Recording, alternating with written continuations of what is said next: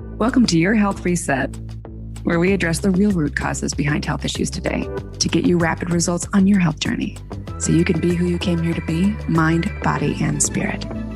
I'm your host, Sinclair Kennally, survivor of complex chronic illness, expert on resolving root causes, and co-founder of Detox Rejuvenation and Meditation RX. Let's get started. Welcome back to another interview with me, your host, Sinclair Kennally, and I'm joined today by the wonderful Dr. Jess Peatross, a conventionally trained medical physician who decided to forge her own path and actually go looking for the real answers for chronic illness today, which is in root cause medicine. Welcome, Dr. Jess. Thank you so very much for having me. Yeah, you have the perfect set of qualifications to be here because we're really looking at what has gone wrong in our approach to health today, because we really have to widen the lens and account for all of this exploding chronic illness, right? And if we're not looking for those answers and how to support the body through that instead of overriding the body's signals and symptoms, then we're really doing everybody a disservice. So I know you have a similar fiery approach. So I think this is going to be really fun. Right. It's perfect. Yes. Dangerous when we get together. So one of the things that I really wanted to unpack with you a little bit today is you're quite the expert in mold. And I don't know about you, but people come our practice and into our courses are often either unaware that mold is a serious part of their picture, or they are unfortunately aware of it and they have been put through the ringer by even their functional medicine physicians who mean well, but they keep crashing them because they do not understand how mold actually destroys certain health systems in the body. And so I want to talk about that with you, and then what to do about it in a way that actually works with the body. Absolutely. It's a journey, right? It's a journey. It's like peeling back layers of an onion for people. For sure. So let's start with what you see as the major ways that mold can disrupt the body and why we're not catching this sooner, Absolutely. I hear a lot of medical doctors kind of buck mold and its ability to really make the body sick, right? And if you look at the science of mold, it really is a multi-system or multi-organ effect. And I tell people, because people understand this now, mold is really the OG of cytokine storms. We talk about the virus today, but, these moldies and people with Lyme, they felt the cytokine storm for a while. What we know from kind of the grandfather of mold, who's Dr. Shoemaker, he's done a lot of research, published a lot of studies on what happens with the cytokines, the chemical communicators and messages in our body. And mold really, in the innate immune system, the macrophages and dendritic cells are kind of signaling, hey, there's a problem. Hey, humoral immune system, the other side of the immune system, do you see this problem? White flag, SOS. And the other side of the system, in these sensitive individuals, it really can't see the problem. Mm-hmm. So what if the immune system is freaking out, spinning out of control, trying to signal there's a problem? Well, the other side is a little oblivious. And so what that does to our immune system, in a very primitive description, if we split the immune system into two different sides, is we're imbalanced. We're out of homeostasis. And so you've got one immune system that's overactive, one that's underactive, and these people really can't mount a proper normal response because of their genetic susceptibility. I also think that depending on other exposures they've had, trauma, some other things that they've had can really make the mold exposure a lot worse than it is for people. And because people don't understand, especially conventional medicine, that's not just an allergy. It's not just an allergic response. It's an immunological response for some people. And until they understand that, we're really going to be treating people the wrong way. Or really really understanding how mold can throw the whole system out of order. And if you look in the studies, there are certain species connected to things like hepatocellular cancer or liver cancer. They're connected to things like autoimmunity, things like sarcoidosis, things like Hashimoto's or autoimmunity of the thyroid. And there's all these things that are connected to mold exposures. And if I am going to be the doctor that I aspire to be, I'm going to believe the people that come and talk to me about it have had those experiences over the science that has a little bit more time to catch up. And I will tell you, it's not really the science has to catch up. It's that we have to put the pieces together because the science is really there. It's just buried. What a great way to put that. I totally agree with you. And I'm so glad you mentioned the thyroid and mold because it's such an eye-opener for people that come through for us. They've never heard that before. I'll tell you one more tidbit on that, actually, if you want.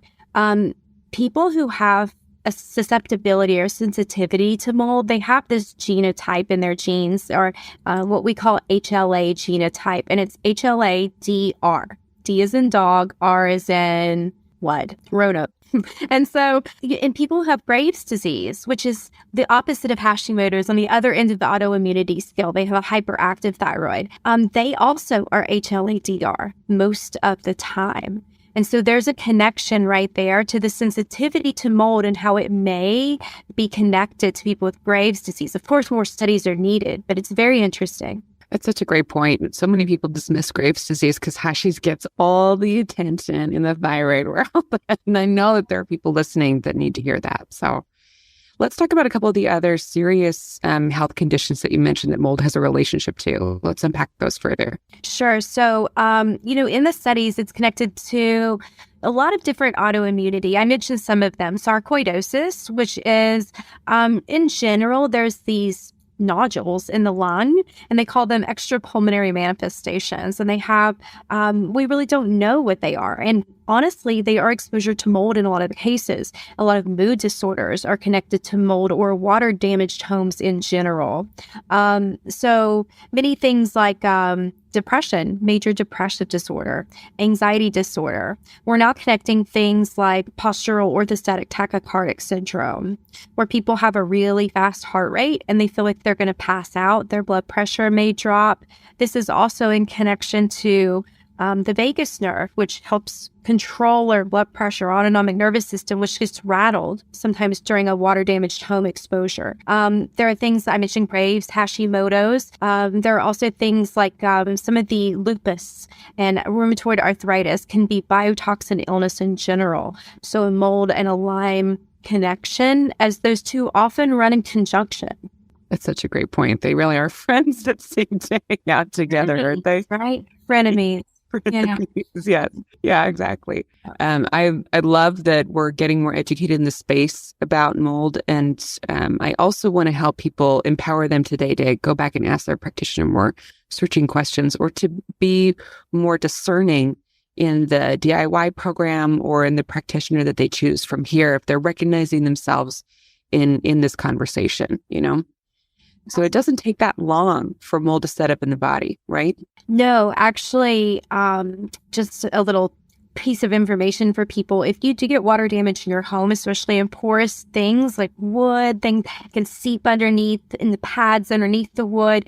Mold can grow in as little as 24 to 48 hours. Certain species are really quick to incubate. And really, once we inhale those spores, we live in the perfect conditions, our body, the right temperature, for a lot of these spores to repopulate and flourish in the body. Bad news. Bad news bears, yeah. What about mold and hormones? I've heard you talk about that before. I think this is a particular passion of yours. Yes, there's a big connection, actually. And this surprises a lot of people because you wouldn't think that mold could necessarily cause an estrogen dominance. But we now have it connected, especially in a lot of animal studies. But the human studies are starting to come out now. And the specific mold species that are connected are known endocrine disruptors or hormone mimickers, I should say. And the one is zearalenone, and that's a certain mold species. The other one is a little more popular, ochratoxin. It's not quite as strong as zearalenone, but it's still nonetheless an endocrine disruptor. And when I say an endocrine disruptor, I mean that if they get inside the body, they're very similar in structure to some of our hormones like estrogen. And when structures are very similar, they can bind to the same receptors, sometimes sort of fool the body and mimic and throw the body out of sorts because the body thinks there's an imbalance in the hormones and the receptor sites and everything that's bound to them.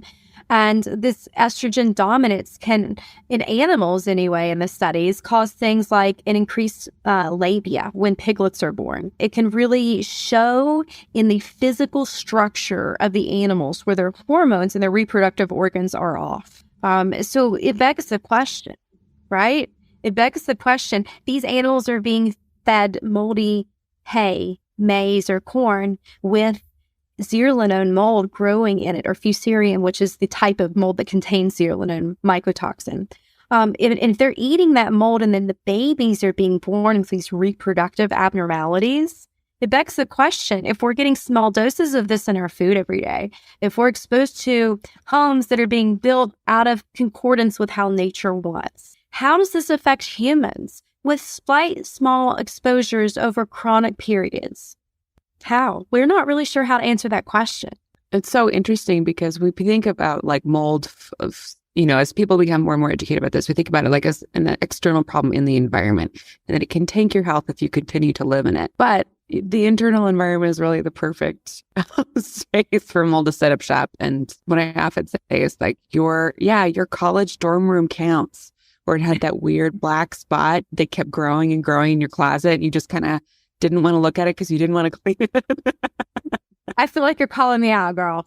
Everything has nothing to worry. Yeah. No, we're like, oh, that's a client of ours. Yes. Like, damn it, she's 55 now. Right. It's everybody has it, guys. I'm telling you, we all got this story. Seriously, where none of us get out alive without these exposures. So true. Okay, so let's talk a little bit about, understanding where mold can affect the body and, show up in these various ways. What are some of the symptoms that would help people know? Because it can present so differently for person to person, right? You can have like family of 5 in one house of mold, and they could all be showing different symptoms that seem unrelated, right?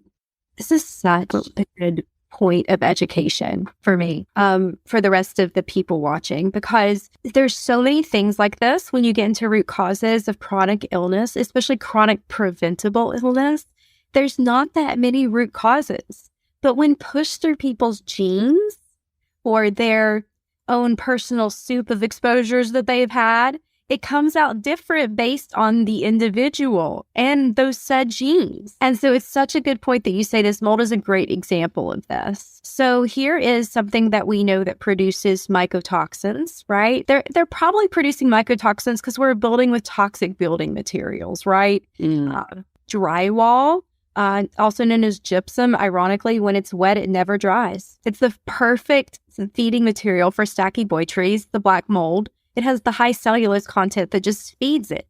And so it makes you wonder, like, all these VOCs in paint and toxic carpet, and are we feeding these mycotoxins possibly? And what's really causing us to be ill here? So mycotoxins are volatile organic compounds. You guys have heard of formaldehyde and benzene. Mycotoxins produce or off-gas some of these same type of materials or volatile organic compounds. And these VOCs, for short, are able to bind to our DNA. They're very highly reactive, able to bind to our DNA, damage our DNA, cause chemical bonds that break DNA. And these are things that age us, cause illness over time, make our body not perform the proper biochemical reactions when it should and how it should.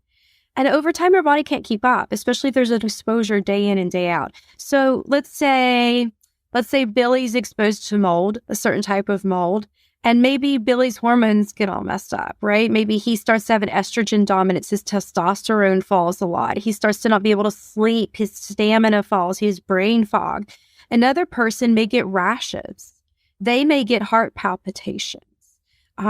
They may also have brain fog or feel like they're getting Alzheimer's. I hear a lot of mold patients say, I feel like I'm getting Alzheimer's. And, there are general things that people will feel symptoms, but when you get to the point of a label or diagnosis, your body is going to respond a different way because you're individual and you're unique, you're bio-individual. That's what makes you you. You're not going to be the exact same as your neighbor, but that makes it really difficult for us as practitioners to kind of figure out the root cause. That's why it's difficult sometimes, you guys. But it is the catch-all. So true. Yeah. I love that you're pointing this out and helping to draw out this picture for everybody, because I'm on a mission to help people recognize these root causes earlier so they don't have to go through the years of suffering that I did. Right? Yeah. And I don't know about you, but everybody that comes through our practice, we are not their first stop, or their 10th, their 15th, sometimes their 20th. And for them to finally start getting results and feel like they're not crazy and that they're actually listened to, it's like, hey, we just have to look in the right direction, guys. All the information is here. This is clearly visible on the right labs. This is not a mystery. Yes, totally. And, I will say a lot of the mold labs are nuanced. They're nuanced. You need someone who not only is a little educated, but also can match up symptomatology with the patient or the client. Because if they feel great, the results aren't quite as relevant. If they feel terrible, the results are way more relevant. And if they have signs and symptoms that we know come with mold, then we can kind of match this up. And there are ways to match up what mycotoxins are being produced in a house and make sure, or a water damaged building, and make sure they are the same mycotoxins that are being found in the body. So we do try and have some science here that makes sense logically to everyone. Yeah. What are some of your favorite testing methods for both the body and the home? For sure. We do have blood work labs that Dr. Shoemaker made pretty famous. I usually don't take a lot of those labs because they're not covered by insurance and they can rack up pretty and be expensive. Mycotoxin urine mycotoxin tests are lovely too. They also are pretty pitting because they're, about $300 a pop. But there's some really great brands out there that are testing upwards of, 30 or more different types of mycotoxins. And that's really useful for me, especially for suspecting a house for people. I do want to make the point that I never just do a mycotoxin test alone and look for mold. I also will do a, Hertz me or ERMI to test the house and see and look for bacteria too, because it's not just mold that grows in a water damaged home. It's actually things like gram-negative bacteria that produce endotoxins from LPS or lipopolysaccharide. That's their cell wall. Byproducts are super toxic to our body. There's even a gram-positive bacteria called actinomycetes that I love a company called envirobiomedics.com. It's kind of a silly name, Envirobiomex, excuse me. I love them because they test for actinomycetes as well as mold and gram-negative bacteria. And if you have all that together, that's really the full picture for why people might be ill. But this is not something that's covered by insurance. Yeah, you really got to take responsibility for getting the answers yourself. You don't want to wait for our healthcare system to catch up, guys. You're going to save so much time and money if you just make that investment for yourself. I do hope in our lifetime that it does become more accessible for people. I would be so happy. Yeah, I think it's going to come from stuff like this where we just create a groundswell and people demand it. Like, what do you mean? This is so obvious. We have to test for this. Right? That's my dream. My dream too. I can't wait. Yeah. Yeah. You mentioned mental and emotional symptoms earlier. That's a particular passion of mine. We're building relationships with therapy startups to help therapists start to recognize some of these root causes. Because if I could have taken even a little bit of that money that I spent on therapy and applied it to some of these tests earlier on, my life would have changed, Yeah. I think there's so many people out there like this that spend their time with doctor after doctor and on, plan after plan and dollar after dollar and just don't see the improvement that they want to have. And that's often why people don't think that holistic or integrative functional medicine may be for them, because someone didn't find their recipe. And that's the thing about functional medicine. There's not this black and white path. Everyone's so different. So what do you like to, let's open up the frame a little bit beyond mold, because I really want to hear from you. What do you look for when someone comes to you and they've been to 10 or 15 other doctors? Like, where do you start with them? Yeah, a lot of my patients, when I was doing one-on-ones, they came to me like that. It's something I saw often. It's very disheartening to hear patients say, I've seen 39 doctors. No one believes me. They think I'm crazy. I told them this and I got yelled at. I got fired by this doctor. I hear that so much. So when someone comes to me like that, the first thing I do, the hour I spend with them, or hour and a half, depending on what they're dealing with, that I spent with them was really getting to know them, making sure they trusted me and liked my style, making sure I explained why I was asking certain questions and why they were relevant. And because I feel like so many people, when they go to doctors, they're given plans and they don't have it explained to them. And they don't understand why doctors are asking certain questions. And they don't understand why doctors are making that face and writing that down. And you know what I mean? And I don't like that.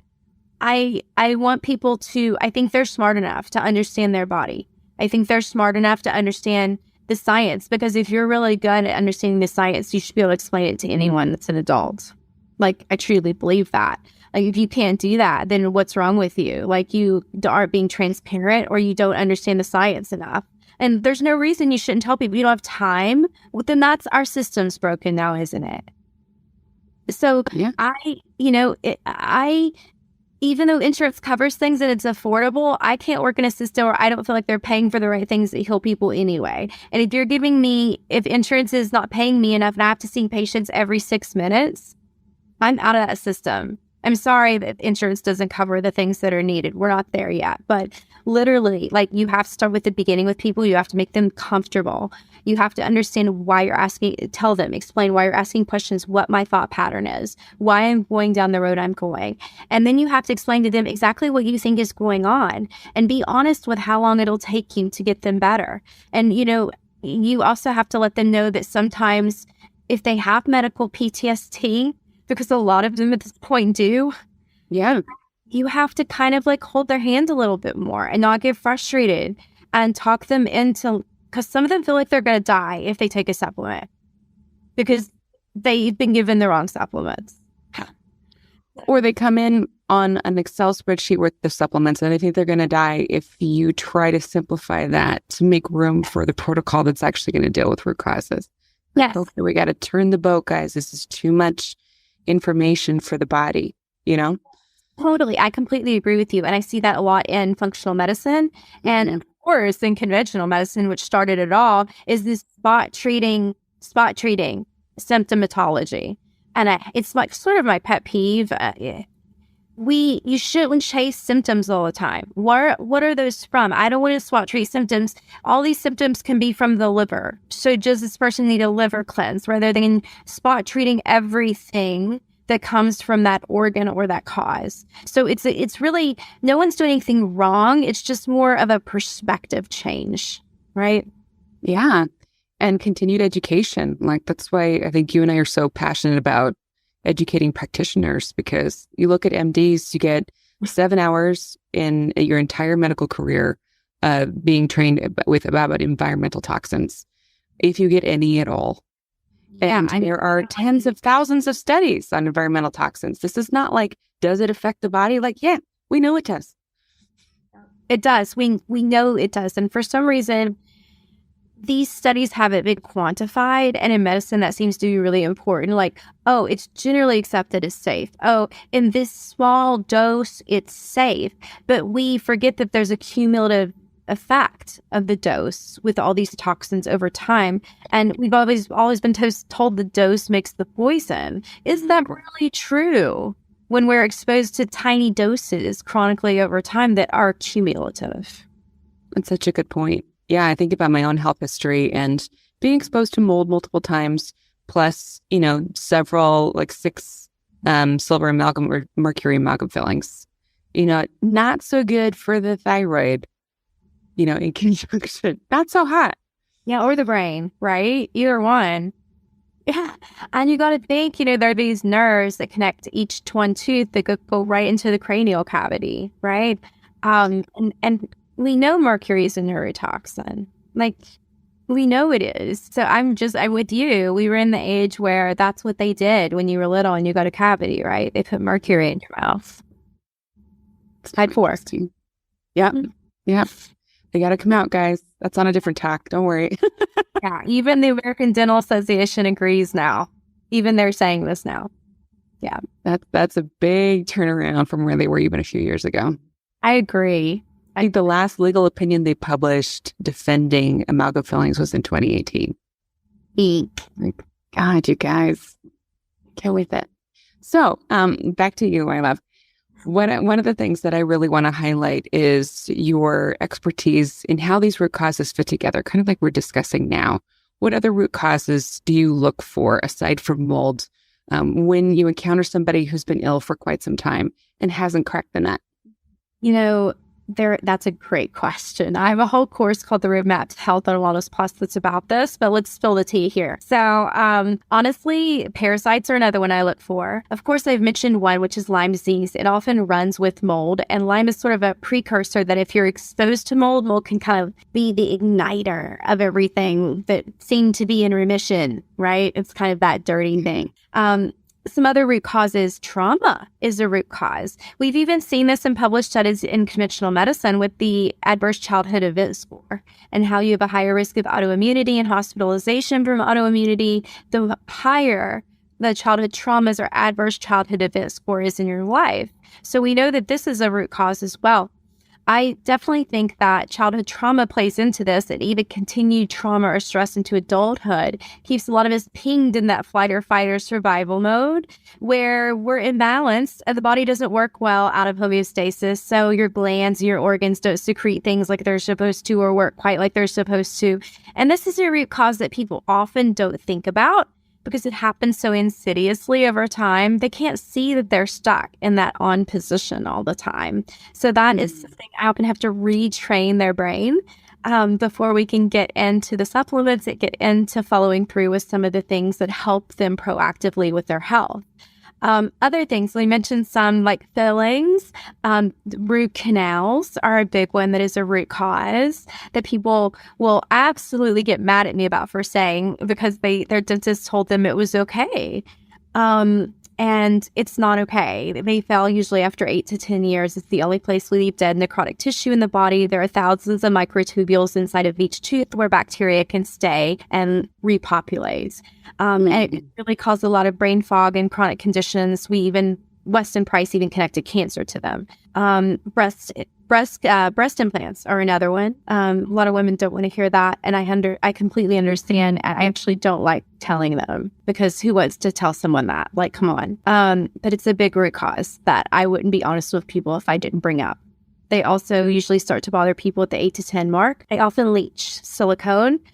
Sometimes they have upwards of 50 different chemicals, including epoxy resin, volatile organic compounds, and heavy metals. So we got to be honest about this stuff. Yeah, I hate to tell people that because they spend thousands to look a certain way that becomes a part of them. And then I'm asking them to spend thousands again to remove something like a root canal or breast implants, right? So it's very hard discussion.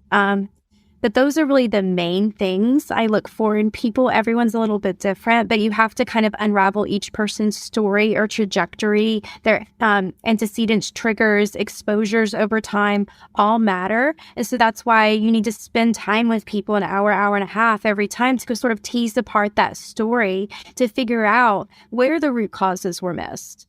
Where do you have something stuck inside your body that doesn't belong there? Or where are you stuck or stagnant in your body? Usually people have 1, 2, multiple organ systems in their body that are sluggish and are a little overwhelmed, if you will. And when that happens, you have exposures every day, but you're not really able to release them every day like your body wants to because we're so bombarded. So I try to really figure out where they're stuck and how the trauma plays a role in that, how the exposures play a role in that. How can we correct any daily exposures, correct any daily thinking and patterns, really reel in their diet and their everyday stresses. Yeah, that's so important. What a great list. I know that I've got 2 types of folks in our audience. One is that newbie to taking control of their health. They're just taking it back now. And they're like, okay, I'm going out in search of my own answers. It's a really empowering time where it's like a hailstorm of information, right? We've given those people so many good nuggets today. And then I've got my lovingly call our summit junkies, highly educated, super sophisticated, often know more than, any given practitioner about what's going on in their body, They know what's up. Love it. I know. So they are their own best doctors. It's beautiful. Yeah. And I really think this is the way of the future where we are our own doctors, and I love empowering everybody in our audience that feels the same way.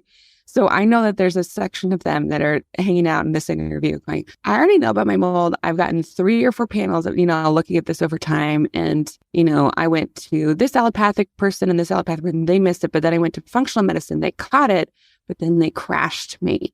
Oh, yeah. Working on it. So I would love to explore that with you because I know you and I both have really strong opinions about how to approach this in a way that actually works for the body.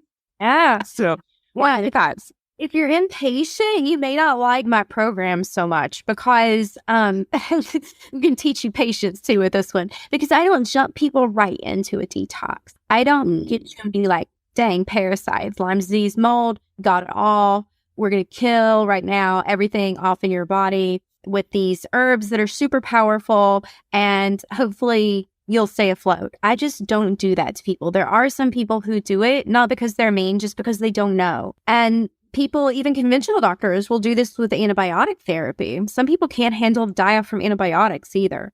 And so you got to think, if you're stuck, guys, let's say you don't poop every day. Let's say you don't sweat very well at all. That's not normal, by the way. So if that happens, though, and I start killing things off in your body, you're kind of going to recirculate all the byproducts and things we're killing off. You're not able to really release them from the body. Why? Because you're not pooping, right? You're not sweating things out. So your body holds on to everything and then you feel like you have the flu. So I hate that for people because I think it doesn't have to be that way. It doesn't have to be that way. Every now and then you'll get somebody who's super sensitive and they need to retrain their brain usually. When that happens, right? Because it's usually more about you're sensitive to everything because your brain is pinged and so the body is reacting in suit. So that's my pet peeve when people do that. I like to prep you guys to your body. And that means open drainage pathways. That means making sure your liver is able to process things properly, making sure you're kind of sleeping okay, your energy's decent, you're pooping at least once a day, right? If not, we have to work on that over the course of a month. If you can't sweat within 20 minutes, 30 minutes, we're going to have to work on that a little bit before I can get you guys really, really better. And honestly, believe it or not, some people will be like, I want to feel better now. And I can tell you that most people do feel better just doing that. And, right? Hasn't that been your experience too, Sinclair? Yeah, there's so many early wins when you actually respect the stages the body wants to do this in. You do not have to withstand herxing and crashing. It is not a necessary element to resolving these root causes. I'm so thrilled to hear you talk this way. Yeah. Yeah, it's not necessary. And I don't really think we have to force the body to do anything. We can work with the body. It's very intelligent. It's smarter than every practitioner. And so how can we work with it to show us the way? And if you guys are reacting to everything, let's say that you're reacting to like water or homeopathy or something really gentle, that lets me know that we need to start with your brain and your trauma. Or there's a daily exposure that's really throwing your body can't handle anymore, like your toxin bucket's sort of overflowing, if you will, right? And so we would have to treat every person individually, and you need someone who understands what you're going through and really works with you and will be patient with you and resonates with you. And if that's not everyone, and that's okay. That's okay. I totally agree with you. And I'm thinking about the practitioners in our audience as well right now. So many of them come to mentor with us because they say, I'm tired of crashing people. Like, we know that method is not working. Yeah. So I would love for you to speak just to the practitioners right now that are open to learning a different way of doing it and are excited to expand their bucket of tools. Like, where would you suggest they start? Or how should they be thinking about this? I have my favorite supplement companies, I would say, but the first month for me isn't about throwing supplements at people because like you mentioned earlier, when people come to us, they're either afraid to take anything or they're on like 30 different things that are just like insane. And so you really have to reel them in and give them a different perspective and make them feel safe. And so for the first month, a lot of times I won't throw supplements at people. And if I need to, I never do more than like 4 to 6. and I start people on one thing at a time. So I know if they have a reaction, exactly what's causing it. I give them a day or 24 hours before I start the next thing. And then if there's someone sensitive, I just keep them to like extracurricular activities, I call it. And that means Epsom salt baths and just really things to calm down inflammation in the body. You may give them something like frankincense and give them Epsom salt baths and castor oil packs. And, enemas are usually my second tier treatment because they're just sort of intimidating. Right? I get them in a sauna if they don't have POTS or they don't pass out easy. And if they do, I'll put them in a sauna for 2 minutes each week and we'll add a minute on. And we go extremely slow so I know that the body is open. And I want them to be able to tolerate caffeine a little bit. I want them to be able, if they have a drink, not to have a hangover for 3 days because their liver needs work, right? I want them to be pooping 2 to 3 times per day and not seeing undigested food in their stool, not seeing, not having rabbit pellets and feeling incomplete evacuation. I want them to have restorative sleep and feel like they're not wired but tired all day long. And so these are some of the yellow flags that you want to look for if your client is not going to be able to tolerate some of the things that you might put them on.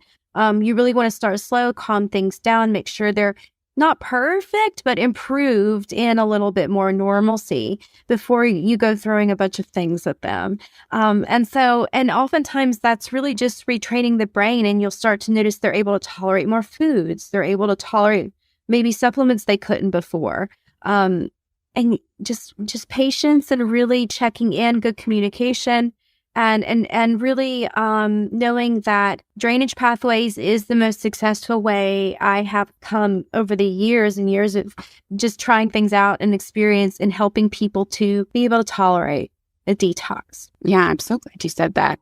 I think we got to stop trying to flush a clogged toilet. I'm seeing good results. It's not going to end well. And then you're going to hear about it. They're going to come into your practice and they're going to be freaking out, and it's totally unnecessary. Yeah, it is. And they might be mad at you. They might be a little upset, and they may think, I'm never going to do this detoxing thing again. It's crap and it's quackery, and we don't want people to feel that way. We want them to be like, wow, this changed my life, because there is a way to do either. Yeah. We got to keep our eye on the prize. What I like to say and end every interview with, because I think of these interviews as like my love letters to the people who went through what I went through. What would I have wanted to hear back then? What did I need to hear? And like, can you just bottom line it for me? Because I can't like think that well right now. So can you just get real clear for me? Yeah. Any impatient sick. I can understand how you get that way. Seriously. No, right.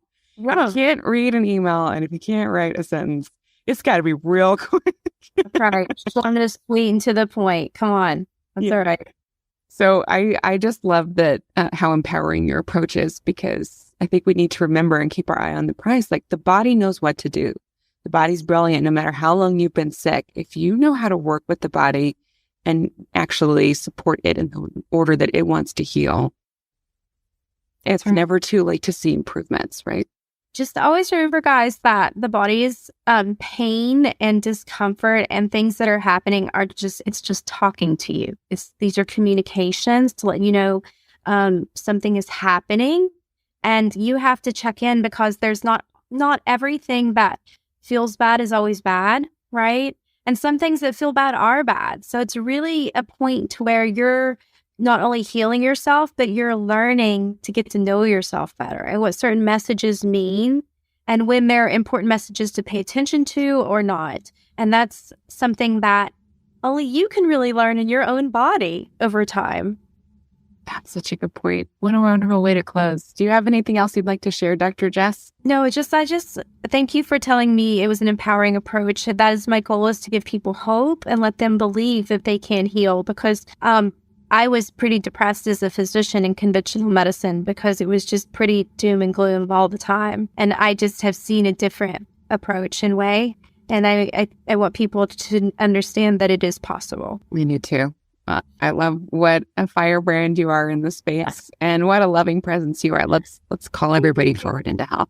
Thanks. Thank you. Thanks for listening. Go to detoxrejuvenation.com to find links in the show notes to everything we covered in this episode. Please subscribe, review, and share with other humans who need this precious information. Let's help each other. Until next time, love, Sinclair.